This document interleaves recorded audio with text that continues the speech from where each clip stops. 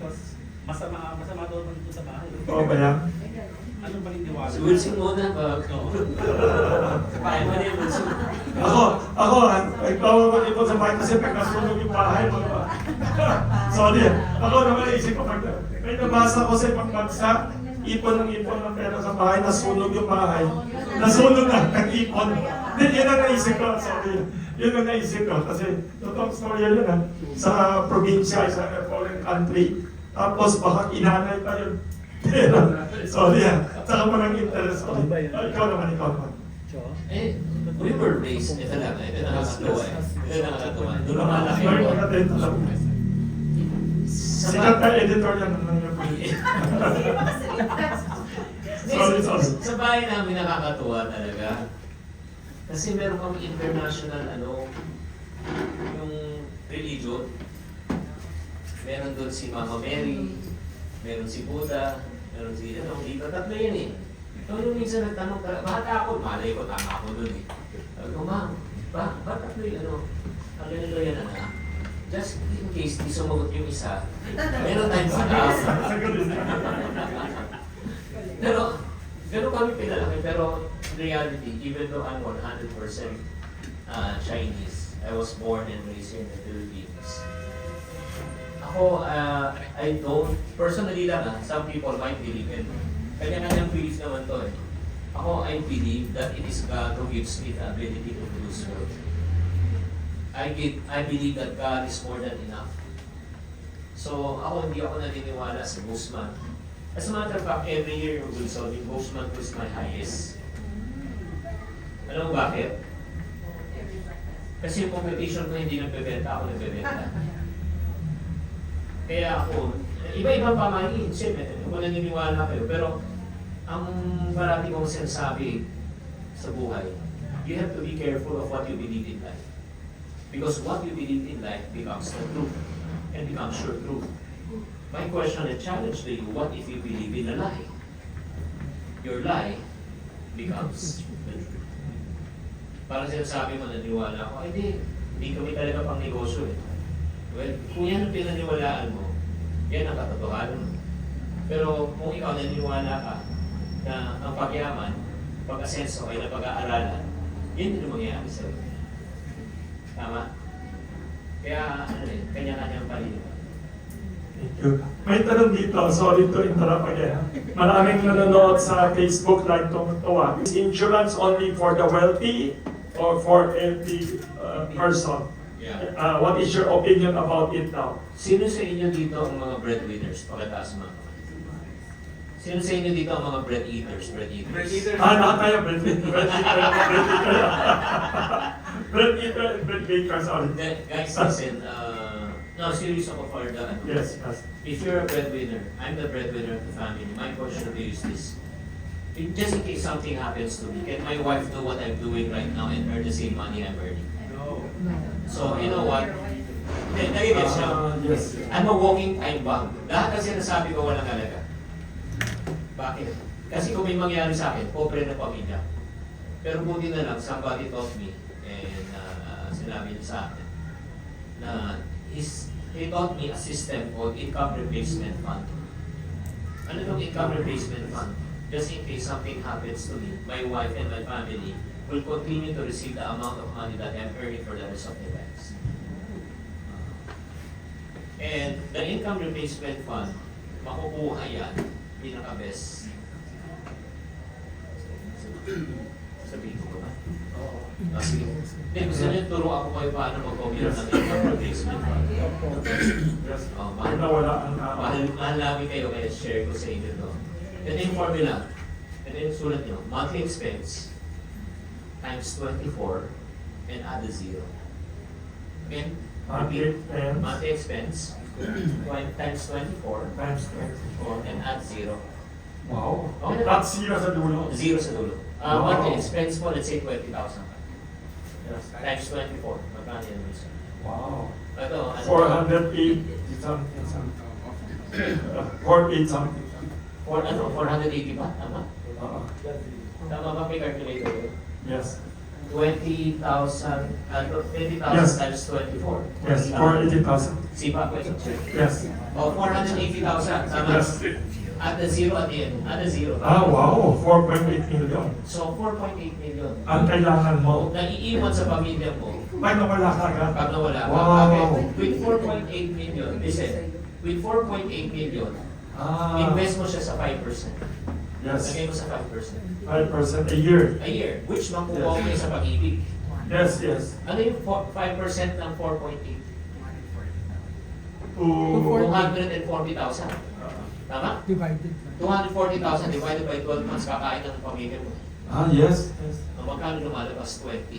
Yes. Magkano nawala? 20. Magkano bumalik? 20. Yan Ang ang tawag fund nun, to income. replace the person na mawala sa buhay. Yes. Another one. 50,000 naman. 50,000 for the Yes. sake of computation. Yes. 50K times 24. Ilan? Yes. 1.2. At zero. 12 million. You need to leave your family 12 million pesos. So na-invest nila yung 12 million sa 5%. Yes. Magkano? 600. Yes. A year. Divided by 12. 50. Yan ang protection of the family. Yes. Where do you get that? So, two ways to get that. Number one, Two ways? Oh, two ways. Number one, ipunin mo yung 12 million. Ah. Ipain mo. Or number two, you buy life insurance. When you buy life insurance, you don't pay 12. You only pay 1/4. Yes, yes. 3M. You don't pay one time. You pay staggered. Then nagigets mo. That's why it's the best investment for emergency. Walang Yes. kapalit. Yes. So, again, I'm not here to convince you to buy one. Yes. Kasi hindi naman ako magiging beneficiary mo. Any company ba? Any company ba? Basta, Eh, syempre naman, dapat yung Yeah, company just na dapat Huwag naman sa ayos. huwag naman sa mabuhay insurance.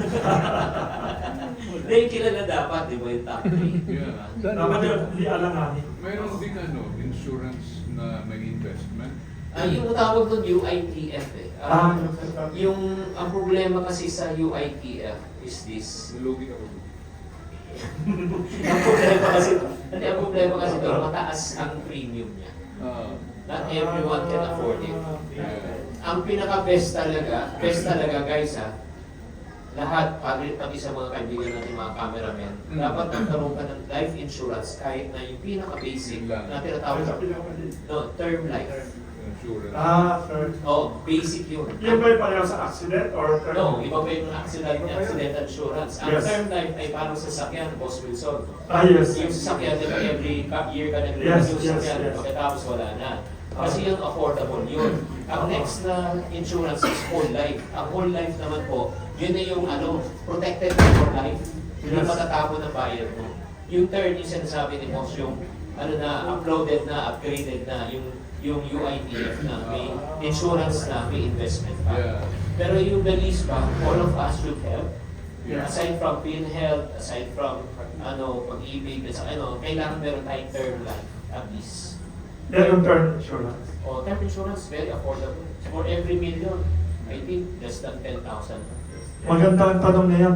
I'd like to tell you, share lang a little anecdote lang. Alam mo, itong maliit na Kamuning Bakery Cafe. Ginawa ko in the beginning pa. Invest sa experience, sa Enjoy life. sa parasailing, kesa mag-save. Kasi hindi mo madadala ang Ay, pera. nandito yan. Nandito yung tanong, how do you balance enjoying life now versus saving for the future? Pareho sa tanong ni Jojo, from one journalist watching by a Facebook Live. Grabe. Sabi niya, Lolo. Parang masterclass na ito pinag-uusapan Oo natin. nga. No, Of course. these are intelligent questions and I will not give you. Ito yung parang suggestion ko sa lahat. Not only for the Philippines.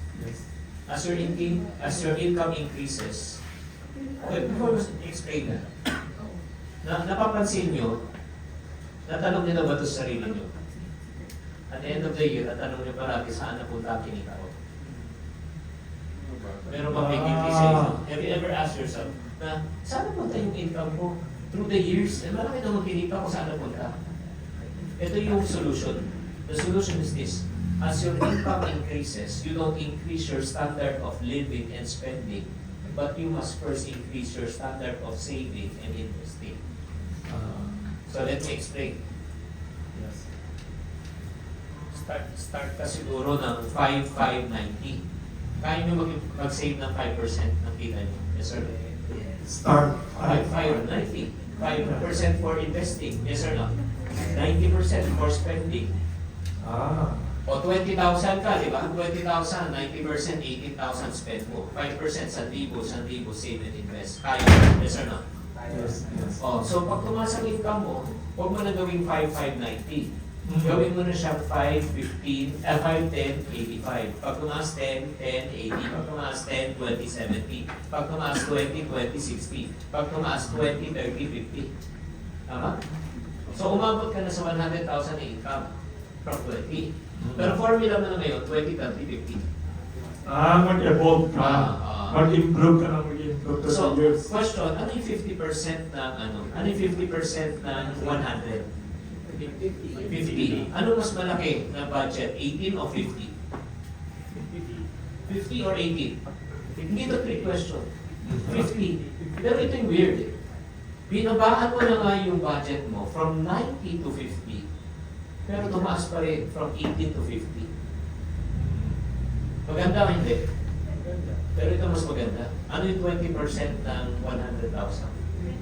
May 20,000 savings ka every month. Ano yung 30% ng 100,000? May 30,000 ka pabili mo ng lupa at invest mo every month.